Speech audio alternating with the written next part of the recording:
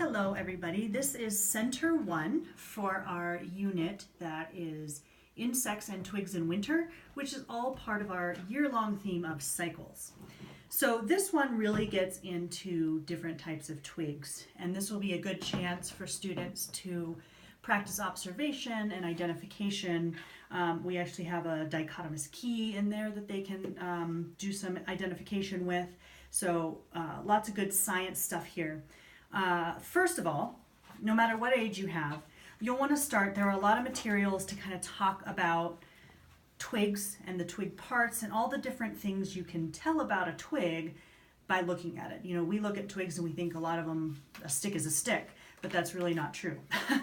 There are a lot of different parts and a lot of different patterns that you can start to have students become keen observers and scientists for all the different types of trees and twigs that are out there.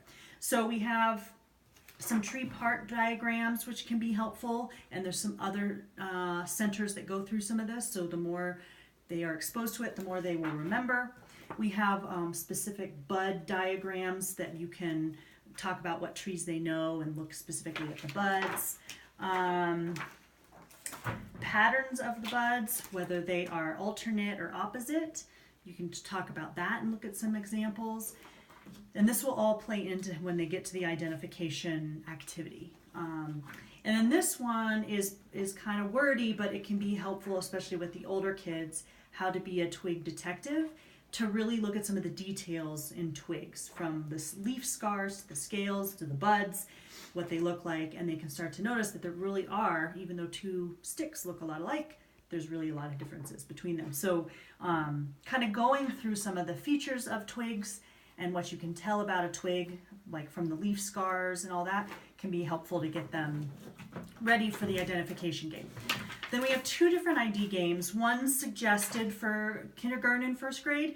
Second grade's kind of on the fence depending on your audience. You know, you can kind of gauge the group, whether you want to go with the younger activity or the older activity.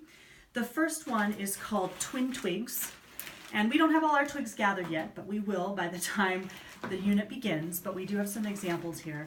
So you'll have two sets of six different types of twigs. And the key is on our, get organized here. The key is on the top. I'll also put a card for this game with a key so that you don't have to necessarily have the box with you. And then you have some descriptions in this little, on these little cards here. But the idea is you'll have 6 different twigs in view, and then you'll have 6 of the twigs, the pairs of those 6 twigs hidden. And you'll have one student go to the hidden twigs and pick one out, whatever that one they want. Tell them not to say, the letters are just there for identification. You don't want them to say, I have twig B, because that would kind of negate the game. But what they're doing is they're using all this vocabulary they just learned about buds and leaf scars and the color, and they're just describing it in as much detail as possible. The rest of the group is then looking at the set of twigs in the center and trying to find the twin twig, which twig comes from the same tree. So it's a way for students to, you know, this is also verbal. This works into language arts and vocabulary, because they can't just be like, it looks like a stick. They have to be very specific with color and with any patterns that they see, any parts. So encouraging them to use those vocabulary words that they're learning, bud scar, opposite versus alternate, all those things can kind of get them being more specific.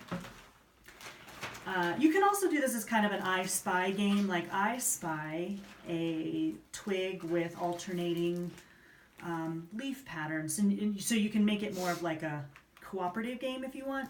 That's up to you. There's lots of different ways you could spin it. Then for the older kids, we have something called, what are we calling this? We are calling it twig keying. So this is where we have the little dichotomous key. So my twig has no leaves, go to number 2. My twig has evergreen needles, and then it tells you have the pine. And so there's another bag, a separate bag, and a key, a color key. So one's the key is with letters, labeled with letters, and one it's labeled with colors. So just be aware of which one you're working with. And then we have, so here we have 2 pine, we have 2 maple, and 2 aspen as well. And so this one, they can do it, we have 2 sets, so you can have them in 2 different groups, or they can just all kind of work together. But they have this twig key, and they just go down, and they try to identify all the trees correctly. And you can have them do that in partners or individually, and then you can have them check and see where they went wrong, if they do go wrong, or if they got them all correct and were able to identify them based on the key. So very interactive, very much about observation and detail, a lot of fun stuff, a lot of good learning can happen. So if you have any questions, mitchellelf@gmail.com, or if any of the twigs, try to keep the students under control as far as not picking all the twigs apart and breaking them. But if you do need refresh on twigs, let us know and we'll see what we can do. So have fun. Bye.